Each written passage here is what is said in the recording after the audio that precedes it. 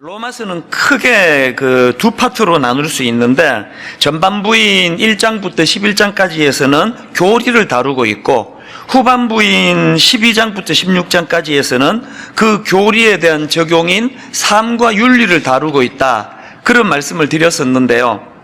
그런데 이 후반부인 12장부터 16장까지를 좀 더 세분해서 설명을 드리자면, 이 후반부는 본론적인 삶과 윤리에 관한 실제적인 내용은 지난주까지 살펴보았던 로마서 15장 13절까지로 끝나고요.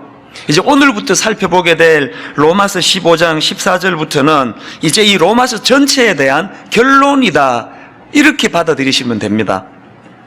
그렇기 때문에 이제 로마서 15장 14절부터는 저자인 바울의 개인적인 이야기, 그리고 또 개인적인 어떤 심정, 이런 내용들이 이제 쭉 열거가 되는 것을 볼 수가 있는데요. 저는 이 바울 개인의 이야기와 심정을 다룬 이 오늘 본문 이후의 그 결론 부분도 참 은혜가 됩니다. 예를 들면은 오늘 본문에 보면은 바울이 개인적으로 무슨 얘기를 하는가 하면은 자기가 왜 이 로마서를 집필하게 되었는지 그 이유를 쭉 이제 설명하는 것을 볼 수 있는데, 저는 거기서 은혜를 많이 받았습니다. 왜 이게 감동이 되는가 하면은요, 이제 먼저 바울이 왜 이 로마서를 집필하게 됐는지에 대해서 두 가지 이유를 들어서 설명하려는 것을 볼 수가 있는데요. 첫 번째 이유가 뭐냐? 자, 14절, 15절 앞부분을 보십시오. 내 형제들아, 너희가 스스로 선함이 가득하고 모든 지식이 차서 능히 서로 권하는 자임을 나도 확신하노라. 로마 교회가 이미 참 성숙하다는 걸 여기서 지금 칭찬하는 것을 볼 수가 있는데요. 그러고는 바로 그 다음에, 그러나 내가 너희로 다시 생각나게 하려고, 이미 너희들이 복음을 들었고 복음대로 살고 있고 그렇게 성숙한 것들이 많은 걸 내가 알고 있지만, 내가 왜 당신들에게 이 로마서를, 여러분 그 주옥 같은 복음의 내용을 담은 로마서를 편지를 보내주기를 원하는가 하면, 내가 너희로 다시 생각나게 하려고. 이게 굉장히 중요한 포인트입니다. 이미 오래전에 예수 믿고 또 나는 복음을 잘 안다고 생각하는 여기 계시는 오래 믿은 성도님들, 또 교회 중직자들이 이 바울의 정신, 나는 복음을 잘 알지만, 그리고 또 나름 복음대로 살려고 애쓰지만, 그럼에도 불구하고 나는 늘 복음 가까이 하기를 원한다, 나는 복음 듣기를 원한다. 왜? 그렇게 함으로 너희로 다시 생각나게 하려고. 전 이런 생각을 합니다. 한국 교회가 살아나기 위해서 제일 먼저 해야 되는 게 뭐냐 하면은요, 오래 예수 믿은 또 저 같은 목사, 교회의 중직자들, 그들이 바로 이 정신을 회복하는 거예요. 난 다 안다, 이런 생각하지 말고 늘 복음을 가까이 듣고 가까이 하고, 그래서 바울이 로마서를 쓴 이유로 설명하는 것처럼 너희로 다시 생각나게 하려고. 이런 면에서 저는 지금 우리 교회가 강조하고 있는 전도 폭발 훈련, 많은 분들이 여기에 참여했으면 좋겠습니다. 꼭 전도 왕을 만들기 위한 게 아니에요. 계속 내가 복음을 전하려면 어떻게 해야 됩니까? 복음의 기술을 계속 듣고 외우고 자기가 먼저 그것을 인식하는 거 아닙니까? 그리고 우리가 복음을 전하는 게 왜 중요한가 하면은요, 복음을 전하면서 정리가 돼요. 복음을 전하면서 그게 또 내 귀에도 들어오는 거 아닙니까? 이런 의미에서 저는 지금 또 우리 교회가 강조하고 있는 1:1 양육, 그 16주 동안에 복음의 액기스를 가르치고 배우고 하는 이런 과정들을 정말 많이 참여하셨으면 좋겠습니다. 우리 교회가 다락방을 왜 이렇게 강조합니까?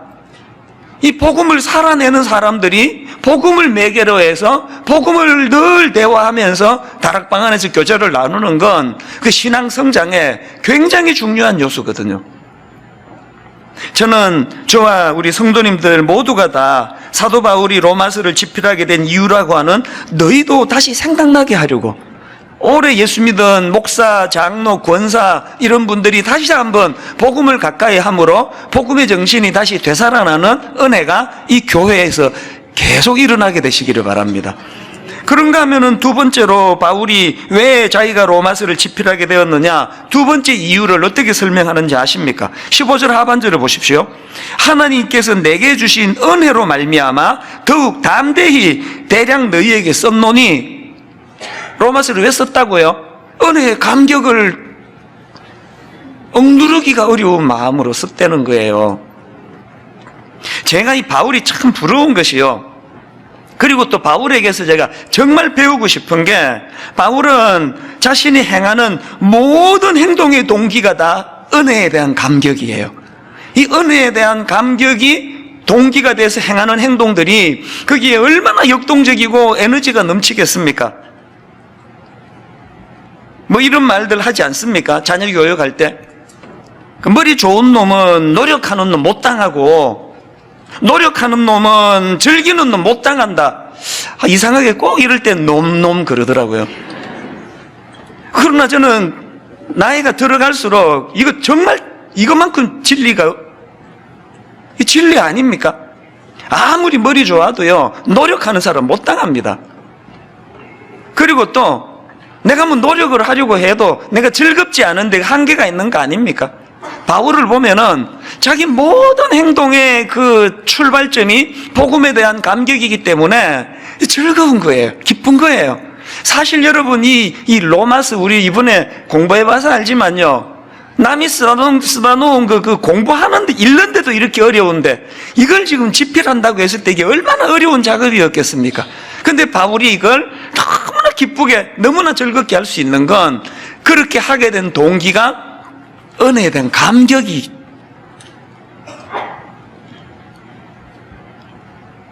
그런가 하면은 저는 이 본문의 바울을 보면서 또 한 가지 그 드라마 대사, 요즘에 제가 또 나이 들면서 이 여성 호르몬이 팍팍 넘쳐가지고 그렇게 옛날보다는 드라마가 재밌어요. 안 보려고 저는 애를 막 좀 써야 될 정도인데요. 우리나라 드라마는 그 패턴이 거의 좀 비슷하기 때문에요,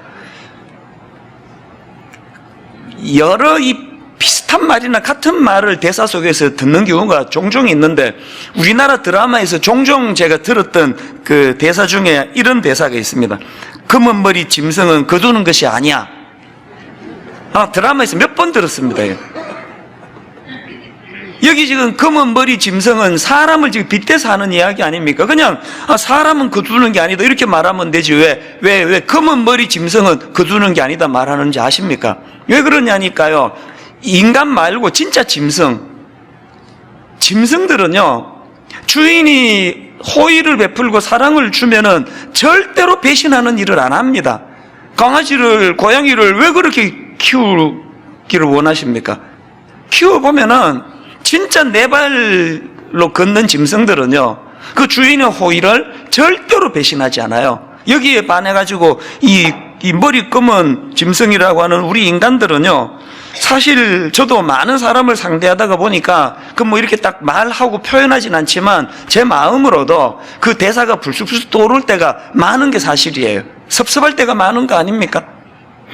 그런데 여러분, 오늘 본문을 기록한 사도 바울에게는요, 이 검은 머리 짐승은 거두는 것이 아니다 이런 말이 이게 통하지 않는 분이에요. 왜? 바울은 다메섹 도상에서 예수 그리스도를 만나 은혜를 경험하고 그 은혜의 감격이 일평생 동안, 이 사랑의 선순환 아닙니까? 그 감격 속에 있으니 주님이 계속적으로 그 바울에게 은혜로 인도해 주시니까 그 바울의 일생은요, 식지 않는 은혜의 감격의 연속이었다, 그렇게 말씀드릴 수 있는 거 아닙니까? 그는 한 번도 주님을 배신하고 주님이 섭섭해가지고 이 머리 검은 짐승은 거두는 게 아닌데 그렇게 후회하게 하는 짓을 한 번도 한 적이 없습니다. 그러니까 이런 식으로 제가 지난 몇 주 동안에 이제 이 부록이라고 하는, 결론이라고 하는 이 본문 이후의 말씀을 쭉 묵상하면서 많은 은혜도 받고 도전을 받았는데요. 그래서 저는 오늘 본문에서 발견되는 이 바울의 귀한 점들을 좀 정리를 해서 이걸 질문 형식으로 제가 좀 풀어나가 보려고 합니다. 자, 바울을 보면서 우리가 품어야 할 질문이 몇 가지가 있는데요. 첫 번째 질문이 뭐냐? 이 질문 하셔야 됩니다. 어떻게 하면 우리도 바울처럼 그 은혜의 감격을 식지 않게 할 수 있을까? 고뇌하며 질문을 해야 돼요. 왜 그렇습니까? 여러분, 우리 인간이 가진 치명적인 결함 중에 하나는요, 우리는 그 첫사랑의 감격을 유지할 능력을 잃어버린 거예요. 이게 참 생각해보면 슬픈 일이에요. 저는 결혼식 주례를 많이 하지 않습니까? 어제도 딱 이 자리에서 2건의 주례를 했는데요. 이 결혼식 주례를 하다가 보면은 가장 엄숙한 순간이 결혼 서약하는 시간이에요. 어제도 보니까 그 신랑이 너무 감격에 겨워가지고 한평생 이 여자만을 사랑하겠다는 그 혼인 서약을 하다가 울먹울먹 하는데 마음이 찡했습니다, 제가. 얼마나 엄숙하고 얼마나 진실하게 그렇게 했으면 그 마음이 뜨거워져 가지고 울먹울먹 하면서 그렇게 사랑의 고백을 약속을 하겠습니까? 그러나 저는 알지요. 아무 소용없는 눈물이라는 거예요. 세상에 어느 그 신랑이, 어느 신부가 결혼 서약을 거짓으로 속여가지고 해서 가정이 어려운 집이 어디 있습니까? 모든 신랑이, 모든 신부가 죽을 때까지 내가 이 사람만을 사랑하겠다고 눈물을 흘리면서 부들부들 떨리면서 약속을 하지만 애당초 우리는 그 약속을 지킬 능력을 상실한 존재인 거예요. 가정이 이렇게 어려운 건 다 거기서 나오는 거 아닙니까? 구약에 저는 여러분, 하나님이 그 홍해를 건너고 광야 생활하는 이스라엘 백성들에게 만나를 주셨던 그 사건에서 인간의 그 한계를 저는 너무 여실히 보는데요. 자, 여러분, 출애굽기 16장 31절을 한번 보십시오. 이스라엘 족속이 그 이름을 만나라 하였으며 같이 희고 맛은 꿀 섞은 과자 같았더라. 한번 상상을 해보세요. 생전에 경험해보지 못한 이 만나라고 하는 이 꿀 섞은 과자 같은 그 하나님이 만들어주신 이 만나를 보고 아마 다 뿅 갔을 거예요. 그랬는데 여러분, 그 민수기 11장 5절 6절로 가보시겠습니까? 세 번역이 더 생생합니다. 이집트에서 생선을 공짜로 먹던 것이 기억에 생생한데 그 밖에도 오이와 수박과 부추와 파와 마늘이 눈에 선한데 이제 우리 눈에 보이는 것이라고는 이 만나밖에 없으니 입맛마저 떨어졌습니다. 민수기 21장 5절로 가면 더 심각합니다. 현대인의 성경으로 보십시오. 그들은 하나님과 모세를 원망하며 왜 우리를 이집트에서 끌어내어 이 광야에서 죽이려 하시오? 여기는 먹을 것도 없고 마실 물도 없지 않소? 이제 이 지겨운 만나도 신물이 나서 못 먹겠소? 이게 인간이에요, 이게. 제가 언젠가 우리 그 부목사님들하고 이제 점심을 같이 먹으면서 이제 그냥 뭐 잡담을 하다가 이런 이야기를 나눴습니다. 우리 교회 부임한 지 몇 년 됐어요? 몇 년 차예요? 들어보니까 또 다르더라고요. 그래서 제가 이런 질문을 했습니다. 그 분당 우리 교회 와가지고, 그동안 제일 그 추억이 남는 그런 기억이 있다면 어떤 게 있느냐고. 그랬더니요, 연차가 다 다른데도 불구하고 그때 제, 테이블 맞은편에 세 교역자가 앉았는데 똑같은 대답을 하는 거예요. 그게 뭐냐 하니까요, 세 사람이 똑같이 하는 말이 자기가 분당 우리 교회에서 제일 그 추억이 되는 게 첫 예배의 감격이래요. 첫 예배. 그 첫 예배의 감격이 늘 그게 잊혀지지 않는데요. 사실 이 이야기는요, 우리 교회 오래된 성도님들한테 거의 뭐 100분도 더 들은 이야기예요. 그 첫 예배의 감격, 그리고 초창기 때 예배, 그때 막 실제적으로 그 여성분들이 항의도 하고 또 여성분들이 건의도 많이 했습니다. 너무 목사님 예배 시간에 그렇게 울려가지고 얼굴 보세요, 얼굴, 그러면서 눈이 시커매져가지고 그렇게 왜 그렇게 된지 저는 잘 모르겠지만 화장이 번졌대나 뭐. 그래서 그냥 화장실에 가가지고 막 그냥 화장 고치고, 그리고 그 크리넥스를 비치해달라, 이거는 지금 뭐 계속 우리를 너무 고문하는 거다 막. 그리고 그 지난주에 어떤 분 초창기 얘기 들어보니까 뭐 애들도 그렇게 많이 울었대. 그때는 엄마가 우니까 따라 우는지 어쨌는지. 그러면서 이제 이구동성으로 우리 교회에서의 첫 예배를 잊을 수 없다는 거예요. 성가대의 찬양대의 첫 찬양서부터 이렇게 눈물이 나더라는 거예요. 근데 여기 함정이 있는 거 아시죠? 그게 추억이 됐다는 게 뭘 이야기하는 거예요? 다시 그때는 거 아닙니까? 옛날 얘기라는 거 아닙니까? 지금 그 누구도 크리넥스 비치해달라는 말하는 사람 아무도 없어요. 이게 만나가 돼버린 거예요. 너무 익숙하니까요. 그게 인간이에요.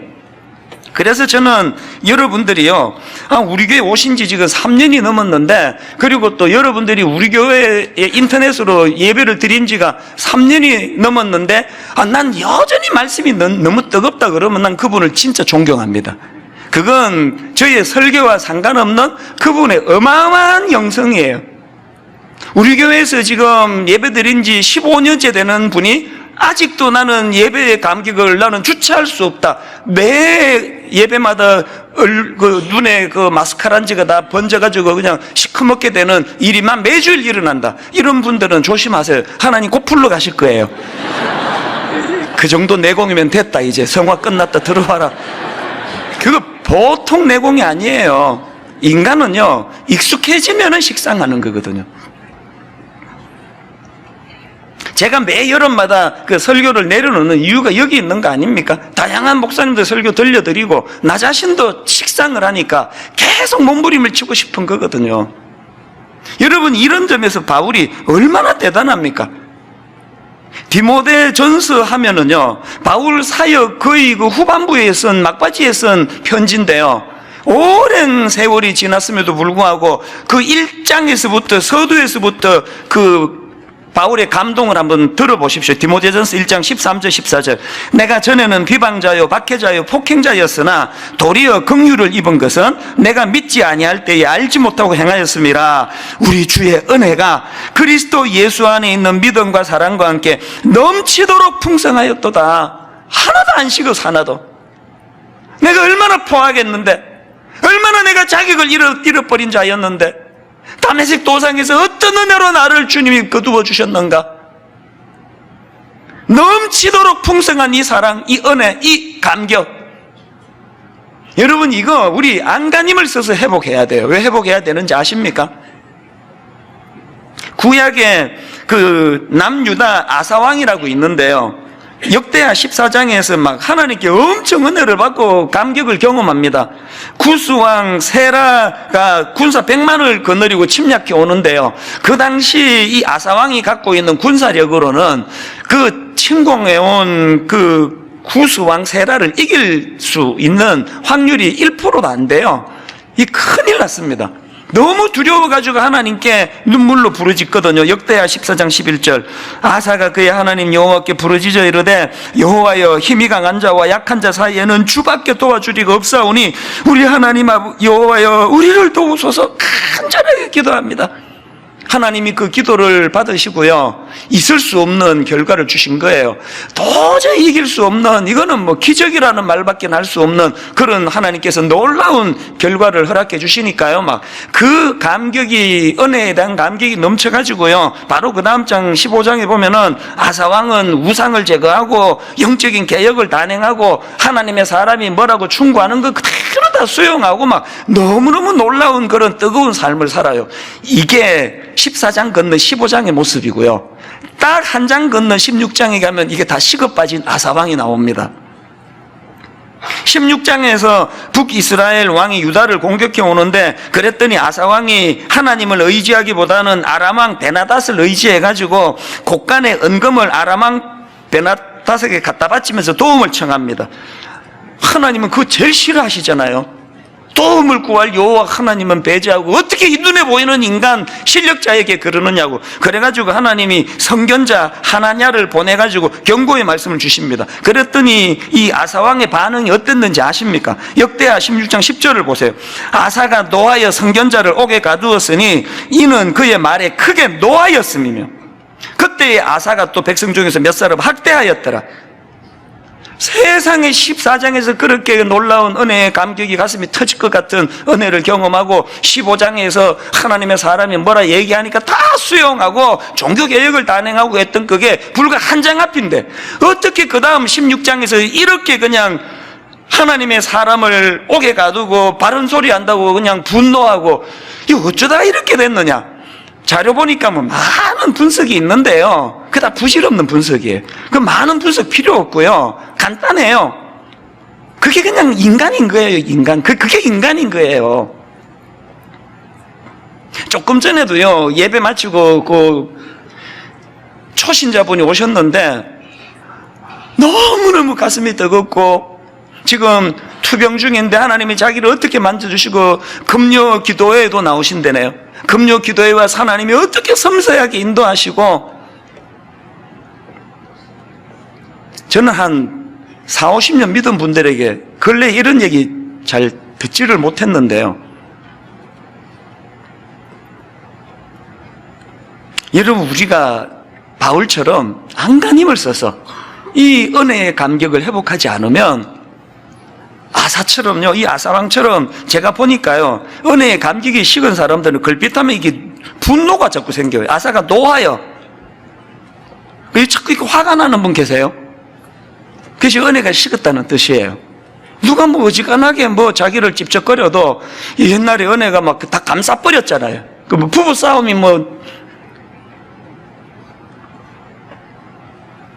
구약의 솔로몬 왕을 봐도 결국 초심을 못 잡은 거, 구약의 사울 왕을 봐도 그 처음에 그 뜨거움을 놓쳐버린 거, 심지어는 우리가 존경에 맞지 않는 다윗 왕도 마찬가지 아닙니까? 여러분 생각해 보세요. 다윗이 지금 물맷돌로 골리앗을 물리치고 막 가슴이 터질 것 같은 은혜의 감격을 하고 있는데 어떤 여자가 저기서 벌거벗고 목욕하는 거를 옥상에서 다윗이 봤다. 다윗이 그날 그런 죄 지었을까요? 저는 아니라고 생각해요. 그 감격이 식어버리니까 유혹에도 그렇게 쉽게 넘어가는 거 아니겠습니까? 그렇기 때문에 여러분, 우리가 바울처럼 세월이 흘러도 은혜에 대한 감격이 식지 않기 위해서 기도해야 돼요. 구해야 돼요. 그리고 베드로전서 5장 12절의 권면을 잊으시면 안 됩니다. 내가 신실한 형제로 아는 실로아노로 말미암아 너희에게 간단히 써서 구원하고 이것이 하나님의 참된 은혜임을 증언하노니, 그 다음 들어보세요. 너희는 이 은혜에 굳게 서라. 너희는 이 은혜에 굳게 서라. 그런가 하면은 사도 바울을 보면서 던져야 되는 두 번째 질문이 뭐겠습니까? 이 질문 하셔야 돼요. 어떻게 하면 우리도 바울처럼 은혜의 감격을 이 사명으로 연결시킬 수 있을까? 바울의 위대함이 전 이거라고 생각합니다. 16절을 보세요.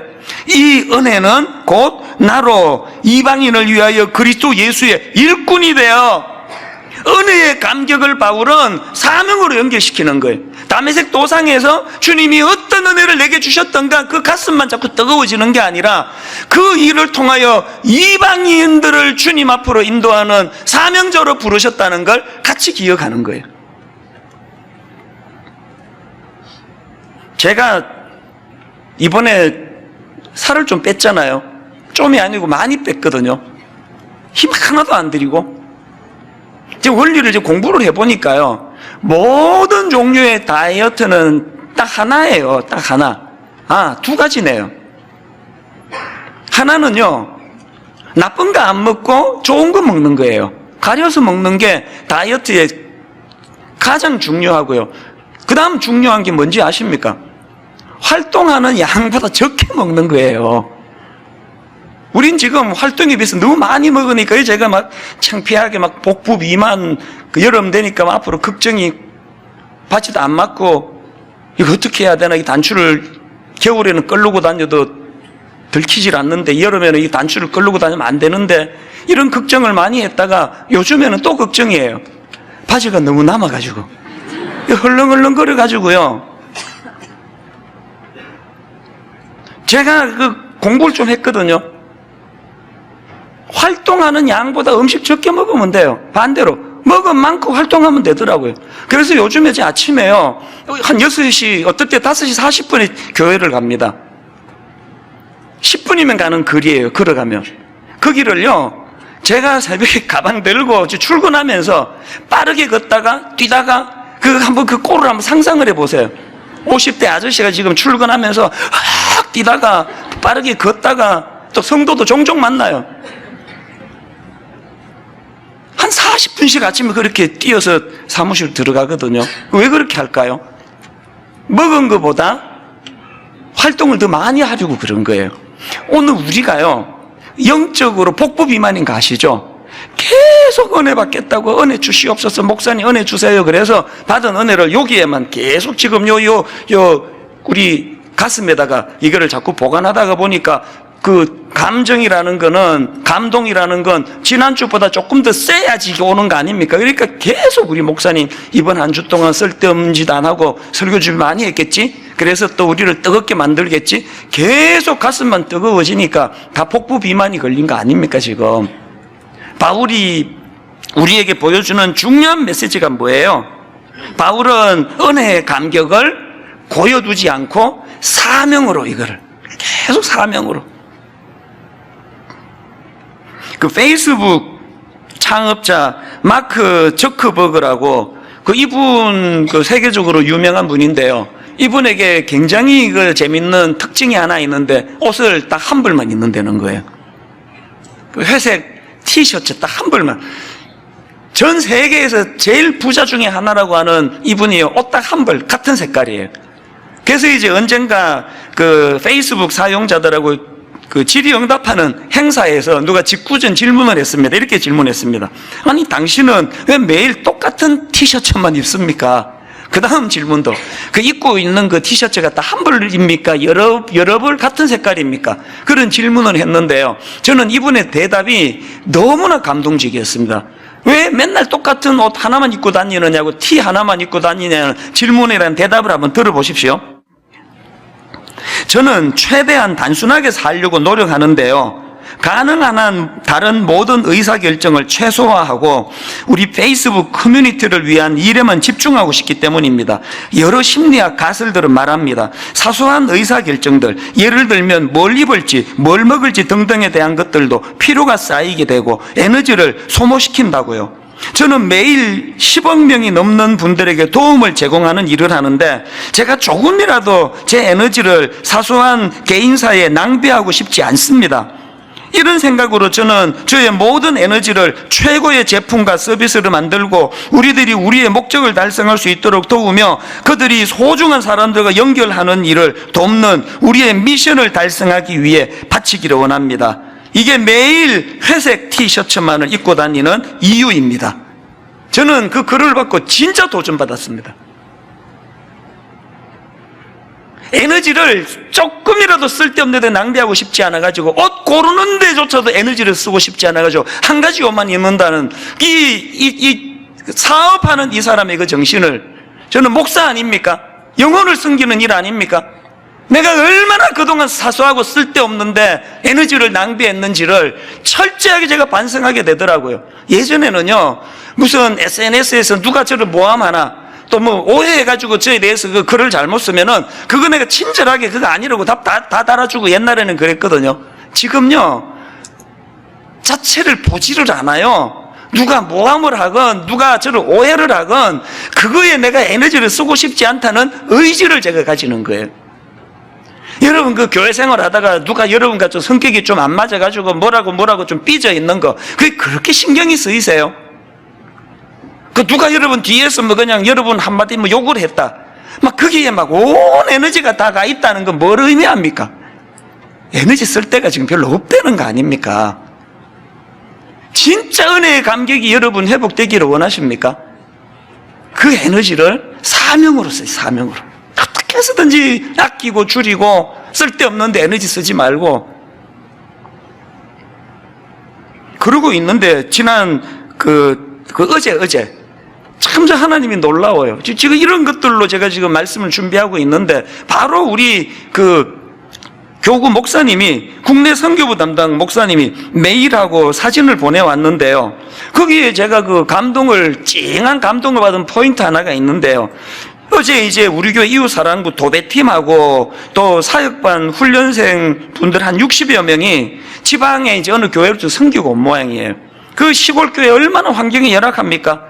비가 오면 침수되고, 목사님 집무실은 곰팡이가 썰어 있고, 벽지는 낡아 얼룩지고 찢겨지고, 장판은 오래돼서 냄새가 나고, 이런 가슴 아픈 그 시골 교회에 60여 명이 내려가가지고요, 포크레인을 가지고 사전공사 며칠 전에 미리 해놓고, 그리고는 어제 방수공사, 배수판 공사, 보도블럭 깔고, 시멘트 치기, 교회 내부 도배, 장판 교체, 페인트 칠, 싱크대와 온수기 기정으로 인한 설치, 교회 청소, 이런 사역을 펼쳤다는 게, 그 부목사가 써준 그대로 내가 읽어드린 거예요. 12시간을 그렇게 노동을 하고 왔는데요. 이분들이 그런 일이 자기들 직업이 아니다 보니까 허리를 못 펴겠더래요. 근데 여러분, 그 메일에서 제가 감동을 받은 부분이 어느 부분인지 아십니까? 이 대목이에요. 이런 글이 있더라고요. 그런데 목사님, 감사한 것은 책임을 맡은 그 팀장님이 말씀하시기를 힘든 사역이었지만 이런 기분은 처음이다라고 하시며 매우 행복해 하십니다. 팀장님뿐만 아니라 섬기시는 모든 분들의 표정 속에서 그 수고에 따른 감사와 행복이 느껴집니다. 이게 너무 제가 감동이 되더라고요. 그 왜 12시간 그거 무슨 돈 한 푼 나오지 않는 시골 교회 가가지고 허리를 못 펼 정도로 막노동을 하고 죽을 것 같은데 왜 기쁨이 밀려오는 거예요? 왜 그 감동이 그렇게 자꾸 자기를 행복하게 하는 거냐고요? 왜냐고요? 여러분, 구원의 감격, 은혜의 감격을 가지고 사명을 감당하는 곳에는 주님이 이런 선물을 주시는 거거든요. 이게 이상한 게 아니에요. 맛보고 계세요, 이런 거? 그 왜 자꾸 인생이 이렇게 권태스러우세요? 그렇게 다 갖추고 계시면서 쓸데없는 에너지 줄이고 사명을 감당, 사명. 마지막 세 번째로요, 사도 바울을 보면서 해야 되는 질문이 하나 더 있습니다. 세 번째 질문 뭐냐? 어떻게 하면 그 사명을 영혼 사랑과 복음 증거로 연결시킬 수 있을까? 여러분, 이 질문을 해야 돼요. 16절을 계속해서 보십시오.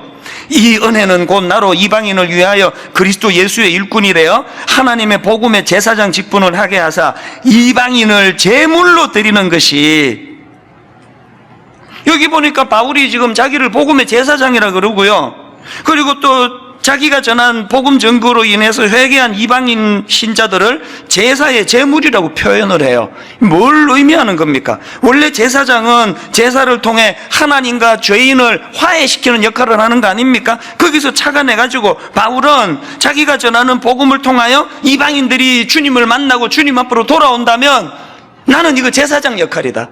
뭘 의미합니까? 바울은요, 온통 복음의 열정을 사명에다 갖다 들이부었는데 교회 크게 만드는 것도 그 목표가 아니고 조직 잘 만드는 것도 바울의 목표가 아니에요.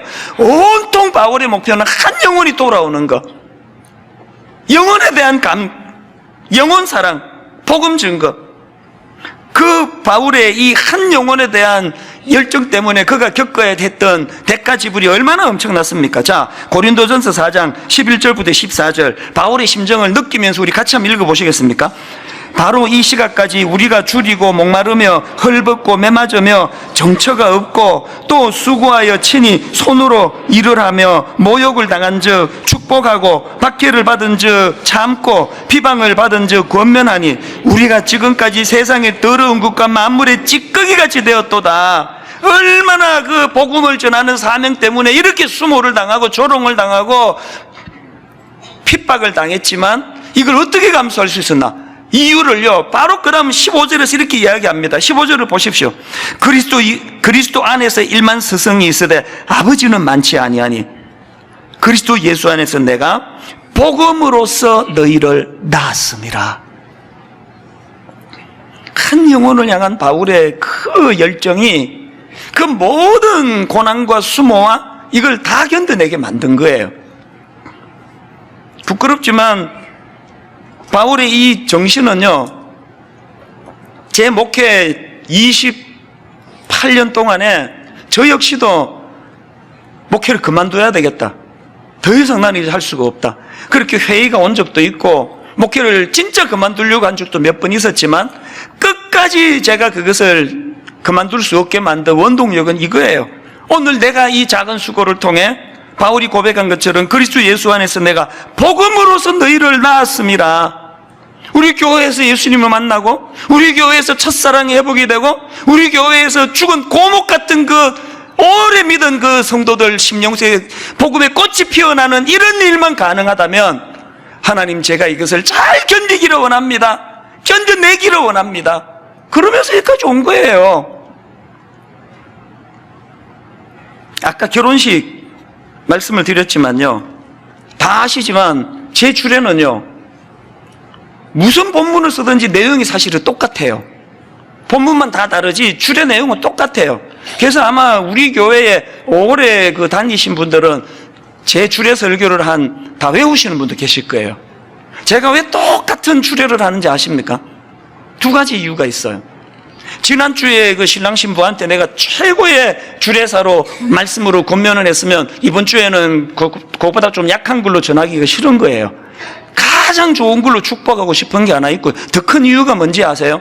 여러분, 제 결혼 주례 설교의 핵심은요, 교회에 생전 처음 와보는 축하객들, 교회에서 상처받아가지고 교회를 떠났다가 지금 20년 만에 교회 문턱을 처음 밟아보는 사람들, 이런 믿지 않는 사람들에게 오늘 제 이 주례 설교가 그들에게, 야, 이 교회가 이게 좋은 데구나, 이게.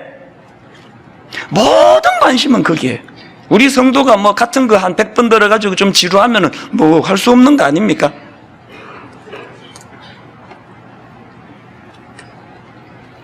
부탁드리는데요, 여러분, 지금 그 기존 신자 등록을 받지 않는 것 때문에 너무너무 죄송한 일이 많아요. 저한테 눈물의 편지 제가 받은 것만 해도 지금 뭐 얼마나 많은지 모르고요. 여러분, 기존 신자 등록을 받지 못하는, 또 등록하지 못하는 그 아쉬움과 아픔이 너무 크다는 거 제가 알지만요, 부탁합니다. 여러분의 그 아쉬운 마음을 여기 우리 지금 드림센터에서 분리개척교회 한 층을 지금 쓰고 있지 않습니까? 그리로 가세요. 그 양주성 목사 정말 좋은 종이고요. 그리고 더 중요한 거는 거기 가면은 사명이 있어요. 할 일이 있습니다. 내가 얼마나 은혜를 누리는, 예배를 드리느냐보다 더 중요한 거는 내 사명이 있는 그곳을 찾는 거거든요. 결론을 이렇게 맺기를 원합니다. 바울이 가졌던 이 세 가지 정신 하나하나 살펴보시면서 디모데전서 1장 11절에 바울의 이 고백, 나를 능하게 하신 그리스도 예수 우리 주께 내가 감사함은, 나를 능하게 하신 그리스도 예수 우리 주께 내가 감사함은, 세 번역으로 보니까 나는 나에게 능력을 주신 우리 주 그리스도 예수님께 감사를 드립니다. 사명을 감당할 때 어떤 능력을 주님이 주시는가를 경험하며 누리며, 그래서 여러분 인생에 권태감이라는 것은 자리 잡지 못하는 은혜가 주는 사명으로 회복하는 저와 여러분 되시기를 주님 이름으로 축복합니다.